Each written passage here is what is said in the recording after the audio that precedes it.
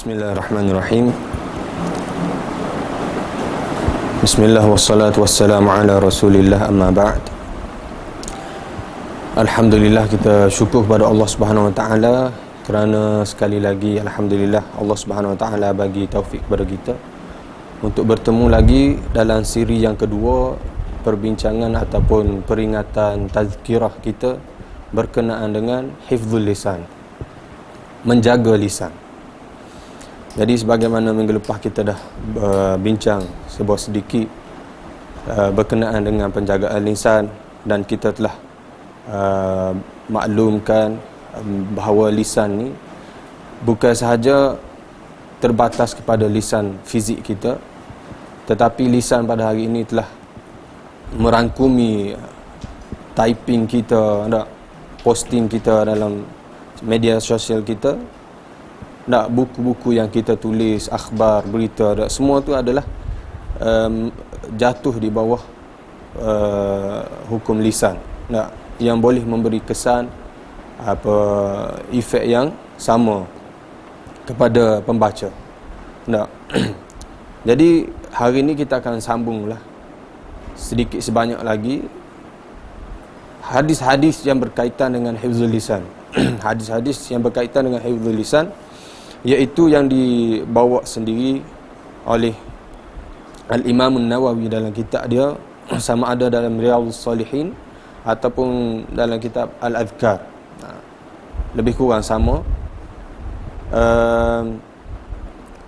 Imam Nawawi bawa di dalam kitab Al-Adhkar tajuk khusus bab hifzul lisan, dan dalam kitab Riyadhus Salihin dia bawa dalam di bawah kitab Al-Umurul Manhiyu Anha, perkara-perkara yang dilarang. Bolehlah kita sama-sama cek sekiranya kita ada masa, ataupun nak buka sekarang ni Riyadhus Salihin ke ataupun kitab Al-Adhkar ke, lebih kurang sama. Jadi kita akan baca sebagai peringatan kita, dan semoga-moga hadis Nabi yang kita baca ni memberi kesan kepada hati kita, yang dahaga kepada nur. Jadi memulakan kitab ni, Al-Imam Nawawi bawa ayat Al-Quran yang saya telah baca pada minggu lalu, iaitu yang terjemahan dia, apa-apa sahaja perkataan yang diucap, termasuk juga perbuatan. Di sana ada malaikat yang akan mencatat, di sana ada malaikat yang menjaga dan akan merekodkan percakapan, perkataan dan perbuatan tadi.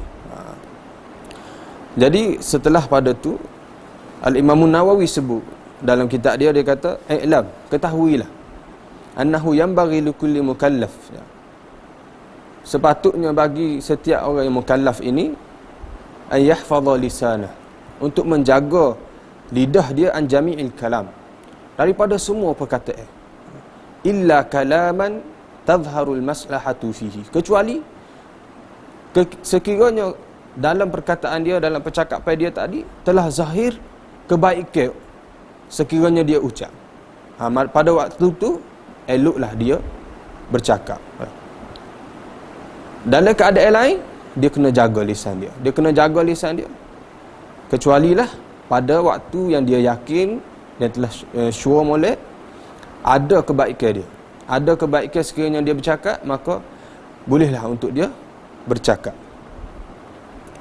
Dan dia sebut lagi, apabila sama, kita kata persen baik dengan buruk sama, ataupun dia kata wa matastawal kalamu wa tarkuhu, apabila sama peratus kita bercakap tu baik dan kita meninggalkan bercakap pun baik, maknanya tak kecek tak apa, kecek pun tak apa.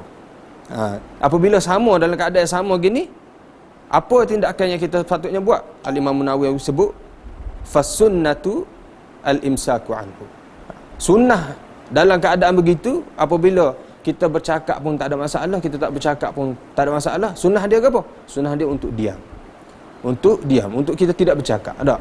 Sebab lebih baik kita diam daripada kita bercakap. Dia kata apa? Li'annahu qad yanjaru al-kalamul mubahu ila haram au makruh. Kerana kadang-kadang perkataan yang mubah ni, tak, yang kita cakap pun tak apa, kita tak cakap pun tak apa, mubah, tak ada masalah, boleh bawa kita kepada apa dia, yang haram, dan boleh kadang-kadang juga bawa kepada yang makruh. Jadi sebab itulah lebih baik kita diam. Lebih baik kita diam. Tak.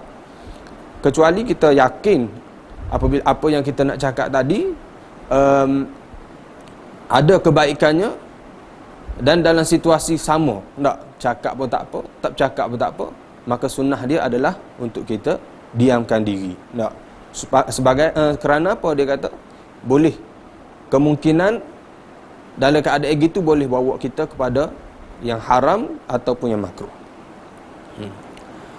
Bal hadha kathirun aw ghalib fil 'adah. Bahkan dia kata benda-benda ginilah tak, daripada bercakap benda-benda yang biasa-biasa tak, boleh bawa kepada haram ataupun makruh tadi, benda inilah yang banyak tak.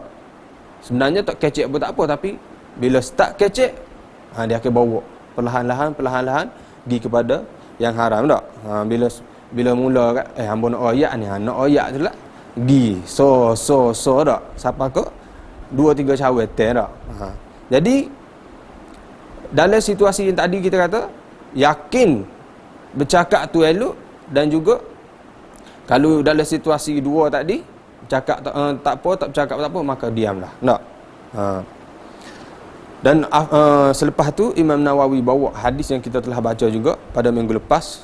Dia hadis yang diriwayatkan oleh Syaikhain Al-Imam Al-Bukhari dan Imam Muslim rahimahumullah.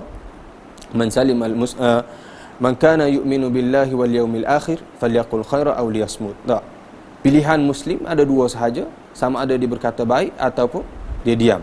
Sebab apa Nabi sebut tadi, siapa yang beriman kepada Allah Subhanahu Wa Taala dan hari akhirat, maka hendaklah dia berkata yang baik ataupun dia diam. Itu pilihan Muslim.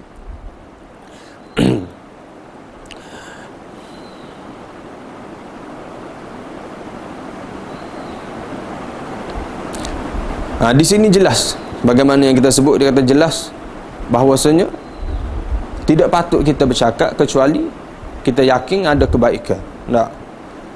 Kita yakin ada kebaikan, ada maslahat apabila kita bercakap, maka kita bercakaplah. Kalau tidak, kita diam.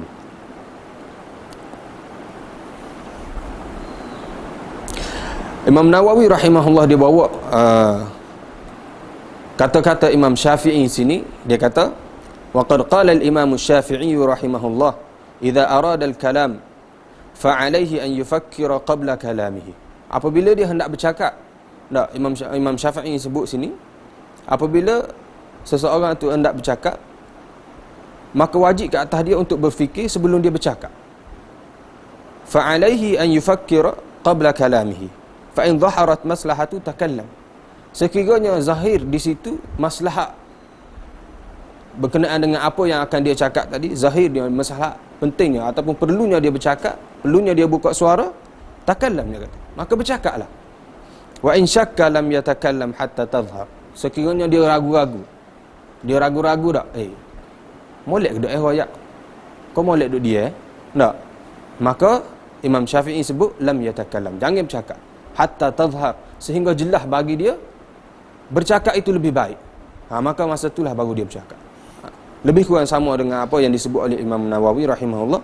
Tak, nasihat ulama-ulama zaman dahulu supaya diam sehinggalah kita betul-betul yakin ataupun kita telah zahir bagi kita bahawa bercakap itu lebih baik daripada diam, maka masa itulah kita bercakap. Dan Imam Nawawi rahimahullah bawa hadis seterusnya yang berkenaan dengan menjaga lisan ni, iaitulah hadis yang diriwayatkan oleh Abi Musa Al-Asy'ari radhiyallahu anhu. Dia berkata, qultu ya Rasulullah.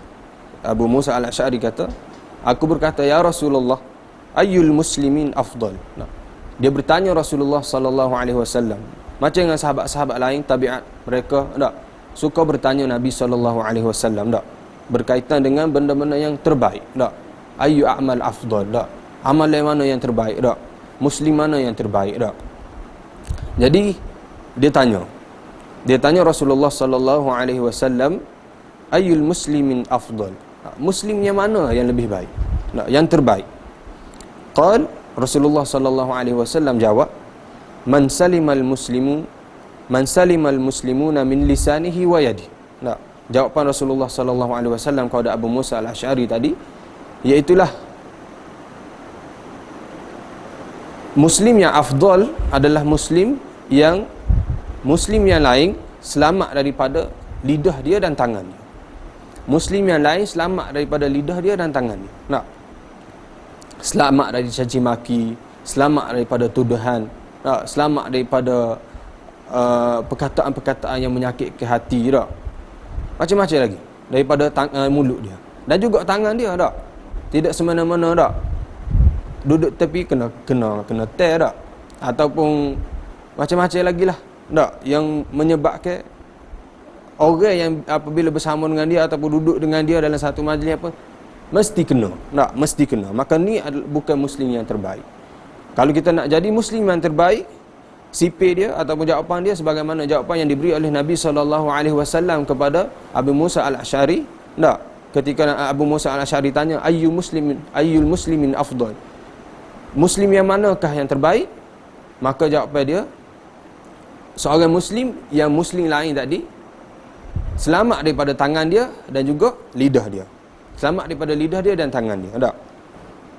Jadi inilah yang menjadi apa dia, prinsip kita, tak, untuk kita jadi muslim yang terbaik, tak. Semua cita-cita kita, tak, semua saya percaya setiap individu, setiap muslim, tak, mesti nak jadi muslim yang terbaik, tak.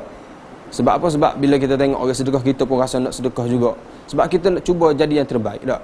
Hari-hari bila kita bangun, kita cuba, tak, nak jadi yang terbaik. Kita nak jadi yang terbaik supaya kita dapat duduk dalam syurga yang tinggi, tak, paling dekat dengan Nabi sallallahu alaihi wasallam, tak. Jadi ni Nabi sallallahu alaihi wasallam ajar kita macam mana nak jadi muslim yang terbaik. Muslim bukan dia muslim biasa-biasa saja, tak. Muslim cukup-cukup syarat, bukan, tak. Muslim yang terbaik, tak. Jadi inilah cara dia, tak. Lagu mana Nabi ajar, Nabi kata kita kena berjihad ke apa, tak. Nabi tidak sebut benda tu. Nabi sebut benda yang melibatkan akhlak, benda yang melibatkan akhlak dan benda yang insya-Allah semua orang boleh buat, tak. Kalau Nabi kata orang yang paling banyak bersedekah, mungkin orang miskin tak termasuk, tak, susah, tak. Tapi kalau kalau Nabi sebut berjihad, tak, mungkin zaman kita ni susah. Tapi Nabi sebut sesuatu jawapan yang semua orang berkait, tak. Tidak kira dia ada harta ataupun dia tak ada harta, dia ada peluang untuk berjihad ataupun tidak, dan setiap masa, setiap hari dia berpeluang untuk mencapai nilai ataupun darjat muslim yang terbaik tadi. Gapo dia? Jaga lisan dan jaga tangan kita. Jangan sampai tangan kita dan lidah kita selalu, tak, menyakiti hati muslim yang lain, tak. Apabila kita sampai tahap tu, maka kita tidak termasuk dalam muslim yang terbaik. Muslim yang terbaik, Nabi SAW sebut orang yang muslim lain, orang lain selamat daripada lidah dia dan tangan dia, tak. Pengalaman masa duduk di Afrika dulu, bila cuti selalulah Maulana bagi encouragement, dia semangat ataupun motivasi ataupun cadangan, tak, untuk pelajar-pelajar yang tak balik rumah ni, macam pelajar-pelajar Malaysia yang mari daripada luar negara, tak, supaya masa cuti ni diisi dengan benda-benda yang baik lah. Jadi antara yang disarankan oleh madrasah adalah untuk pelajar-pelajar ni ikut jemaah tabligh lah, tak, keluar, tak, kalau cuti tu 3 hari seminggu, ambil lah berapa hari yang kita rasa mampu, tak. Jadi anda pun ambil lah peluang, tak, kita belajar gapo-gapo, ambil yang baik, kan. Dan antara benda yang ditekankan lah dalam tabligh itu, dia ada dipanggil 6 point lah, benda-benda asas ataupun 6 perkara, macam lebih kita kata usul lah, kan. 6 point ni dalam 6 point tu dia adalah beriman apa semua. Benda-benda ni kita kena repeat hari-hari dan kita kena hafal tak. Dan juga kita kena muzakarah. Selepas kita hafal, kita sebut kepada kawan-kawan kita, kalau salah dia betulkan dan dia pula akan bagi tahu kepada kita benda yang sama. Jadi salah satu dalam 6 point ni, poin yang keempat kalau tak silap, iaitulah ikramul muslim. Dalam ikramul muslim ni, matlamat dia adalah untuk menjaga amalan kita. Menjaga amalan kita, amalan yang kita buat tak. Kita bangun tahajudnya, kita semaya salat duhanya, tak, kita baca Quran, kita baca berzikir, tak, kita pergi rumah ke rumah ketuk begitu tak. Semua tu amalan kita. Tapi amalan kita ni masih tidak terjaga. Masih tidak terjaga. Tidak terjaga macam mana? Sebab kita berpeluang lagi untuk hilang amalan tadi tak. Kita berpeluang lagi untuk hilang amalan tadi. Kita dah buat dah, Allah Subhanahu Taala dah bangunkan kita dah di akhir malam dah. Alhamdulillah Allah dah bagi taufik dah. Tapi benda tu masih belum lagi terjamin bahawasanya di akhirat sesat dia akan menjadi milik kita. Tak? Masih belum terjamin lagi. Sebab apa? Sebab kita masih lagi perlu menjalani kehidupan kita selepas tu tak? Tak? Ya, betul, usaha kita bangun. Tak? Kita bagi sedekah, kita baca Quran, itu betul usaha kita. Tapi dia masih terdedah dengan bahaya. Amalan-amalan yang kita hantar ke akaun akhirat kita masih lagi terdedah dengan bahaya kan. Jadi amalan ataupun benda yang kita perlu buat adalah untuk menjaga amalan tadi supaya bila hari akhirat sesat kita nak pergi claim amalan kita tadi betul-betul ada dalam akaun kita. Betul-betul ada dalam akaun kita. Bukan pergi claim-claim tak ada dalam akaun kita, kosong. Tak. Tengok-tengok akaun tu kena transfer ke akaun orang lain. Jadi benda ni lah yang ditekankan oleh jemaah tabligh tadi. Dia kata amalan kita ni perlu dijaga. Jadi apa amalan yang kena macam mana kita nak jaga amalan yang kita telah buat tadi? Iaitulah dengan kita jaga muslim yang lain supaya apa? Supaya kita tidak menzalimi dia. Supaya kita tidak menzalimi dia. Sebab apa? Sebab apabila kita zalim kepada dia, bila hari akhirat sesat kita perlu bayar balik. Dan hari akhirat sesat tidak ada currency lain selain daripada amalan. Tak, mata wang ataupun transaksi yang akan dilakukan oleh Allah Subhanahu Wa Taala sana adalah dengan pertukaran amalan. Tak. Sekiranya amalan kita ni banyak tapi di sana kita ada menzalimi orang lain tak, maka kita perlu bayar balik tak. Yang pertama, Allah Subhanahu Wa Taala akan ambil amalan kita. Allah Subhanahu Wa Taala akan bagi jumlah yang setimpal dengan kezaliman kita tadi kepada orang yang kita zalim tadi. Dan sekiranya amalan kita ni tidak mencukupi sebagaimana yang disebut dalam hadis, Allah Subhanahu Wa Taala akan ambil dosa orang yang kita zalim tadi dan masuk ke dalam akaun kita. Na'udzubillahi min dzalik. Dan inilah yang Nabi SAW sebutkan sebagai orang yang muflis. Orang yang muflis. Tak? Semua harta dia diisytiharkan menjadi hak orang lain. Tak? Harta amalan dia lah. Tak? Sebagaimana yang Nabi tanya, apabila Nabi tanya sahabat-sahabat tak, mal muslim, siapa dia muflis? Lalu Nabi tanya sahabat-sahabat kan. Ataupun di sini hadis yang diriwayatkan oleh Imam Tirmizi rahimahullah, dalam riwayat dia hadis ni diriwayatkan oleh Abu Hurairah radhiyallahu anhu. Nah, Rasulullah sallallahu alaihi wasallam tanya, "Atadruna mal muflis?" Kamu tahu ke apa itu muflis? Nah. Qalu, sahabat-sahabat pun jawab, "Al-muflis fina ya Rasulullah man la dirham lahu wala mata'a." Muflis dalam kalangan kami ataupun pada pengetahuan kami, pada ilmu kami adalah orang yang tidak ada dirham dan tidak ada harta benda, tidak ada benda. Tak ada benda-benda, tak ada gapo pun hak dia. Semua tu hak orang lain belaka. Dia tak ada. Maka itulah muflis tak. Qala Rasulullah sallallahu alaihi wasallam, Rasulullah sallallahu alaihi wasallam bagi penerangan, al-muflis min ummati. Tak, muflis dalam kalangan umat aku ni siapa? Man ya'ti yaumal qiyamah bi salatihi wa siyamihi wa zakatihi. Tak, orang yang bawa pada hari akhirat esok dengan solat dia, tak, dengan puasa dia, dengan zakat dia tak. Wa ya'ti qad syatama hadha. Tak. Dan dalam masa yang sama dia juga mencaci maki orang ni, wa qadhafa hadha, dan menuduh orang ni tak. Menuduh zina tak. Wa akala mala hadha, dia makan harta orang ni dengan jalan yang batil. Wa safaka dama hadha, dia bunuh orang ni tanpa hak, tanpa kebenaran. Wa daraba hadha, dia pukul orang ni tak.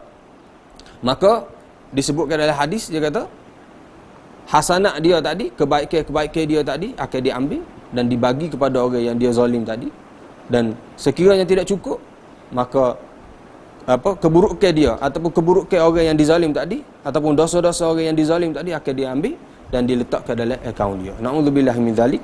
Inilah muflis yang disebut dalam umat Nabi Muhammad. Sebab itulah macam yang Ahmad sebut tadi, tabligh tadi, dia didik dan dia bagi peringatan juga supaya amal-amal yang kita buat tadi tidak tergadai tak.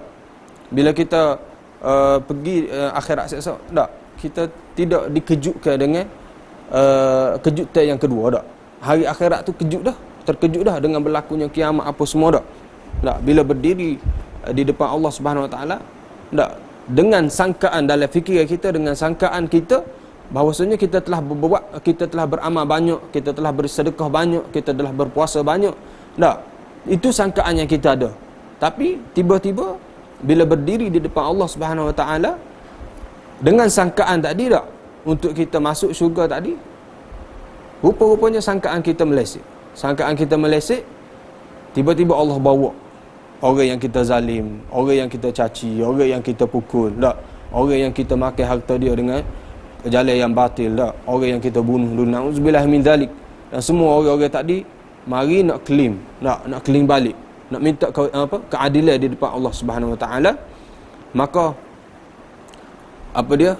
amalan-amalan yang kita buat tadi tak, na'udzubillah min zalik tak, satu persatu kita kena lepaskan. Kalau banyak pun kita akan rasa rugi, pun kita akan rasa sedih. Sebab apa? Sebab yang bertimbun-timbun tadi tinggal sikit tak. Tapi yang lebih teruk lagi, apabila semua amalan tadi kena bagi kepada mereka. Semua amalan tadi kena bagi kepada mereka, tinggal sikit lah. Tak ada tinggal langsung dah kebaikan. Yang lebih berat lagi tadi, dosa mereka kita kena ambil. Dosa mereka tadi, kita kena hukum, kena humbang dalam neraka. Na'udzubillah min zalik tak. Sebab itulah bila kita beramal, kita kena masih lagi kena rasa takut dan khauf tak? Khauf dan raja tak. Kita kena rasa takut lagi dan kita kena ada pengharapan lah. Kita kena ada pengharapan. Jangan bila kita beramal kita rasa bangga diri. Sebab kita dah beramal tak. Sebab hanya Allah Subhanahu Wa Taala sahaja yang tahu pengakhiran kita tak, di mana kita duduk tak. Kita buat haji banyak kali, kita pergi umrah banyak kali, kita sedekah banyak kali tak. Pantai tidak tak boleh orang buat ikhlas sikit kita sedekah tak. Ataupun pantai hari Senin, hari Khamis tak, kita puasa tak. Macam-macam lah. Tapi semua tadi kita harap kita boleh tuai dia di hari akhirat esok. Jadi itulah tak, kita kena jaga amalan kita. Amalan yang kita buat ni kita nak supaya sangkaan kita dan apa yang Allah akan bagi tadi bertepatan lah tak. Kita pergi nak claim amalan kita dan Allah SWT pun akan bagi ganjaran dia. Jadi itulah amalan yang kita buat, kita kena jaga.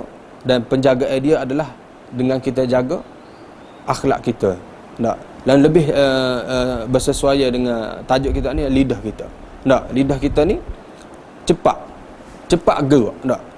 Anggota yang begitu ringan, satu bahagian tubuh yang begitu ringan dan cepat sekali untuk gerak tak. Dan dia boleh beri kesan pada orang tak. Sakit hati juga mungkin bertahun-tahun tak kecek jiran kau tak. Jadi adik-beradik kau boleh pecah dengan sebab lidah. Ya. Jadi kita takut dengan sebab lidah kita kehilangan amalan kita. Dan juga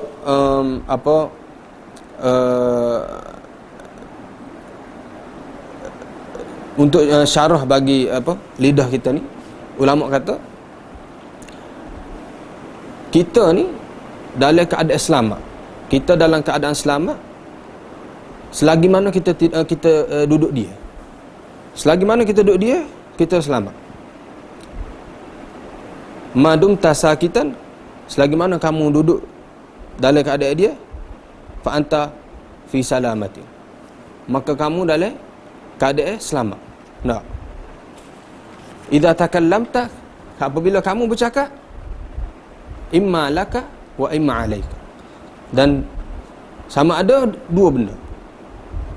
Sama ada dia tu boleh bagi manfaat kepada kamu, ataupun dia akan jadi hujah untuk lawan kita. Nak percakapan kita tadi, sama ada dia boleh memberi manfaat kepada kita, ataupun dia akan menjadi hujah against kita. Nak untuk menjadi hujah lawan kita. Tak? Jadi anak akan baca sedikitlah kata-kata para ulama yang berkaitan dengan lidah ni. Jadi sini Imam Nawawi bawa kata-kata Ibnu Mas'ud radhiyallahu anhu. Dia kata, "Ma min syai'in ahaqqu bis-sijni min al-lisan." Tidak ada sesuatu yang lebih berhak untuk dipenjara kecuali lidah. Lidah ni lebih berhak dipenjara menurut Ibnu Mas'ud radhiyallahu anhu. Dan ada orang bagi tahu, apa Allah Subhanahu taala buat gigi ni selepas lidah tak? Gigi dia macam pagar tu. Sebab apa? Sebab itu penjara bagi lisan. Untuk kita jaga supaya lidah tu tidak sewenang-wenangnya tak kata gapo kita nak kata, sebut gapo kita nak sebut tak. Jadi gigi tu ibarat penjara tu. Wa qala ghairuhu, dia tidak sebut nama sini. Orang lain sebut, ulama yang lain sebut, mathalul lisan mathalus sab'. Perumpamaan lidah ni adalah seperti binatang liar. Dia kata illam tuthiqhu ada alaika. Sekiranya kamu tidak ikat dia kemah-kemih, tak, kamu tidak jaga dia, tidak tambak dia molek, ada alaika, ya akan serang. Binatang liar kan. Kalau kita tak ikat, dia akan mari kat kita lah. Kena ikat molek. Jadi lidah pun diumpamakan seperti binatang liar tadi.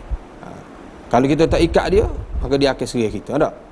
Perkataan-perkataan yang kita sebut tadi, ataupun kita mencerca orang, maki orang, dia akan kembali mari untuk serang kita.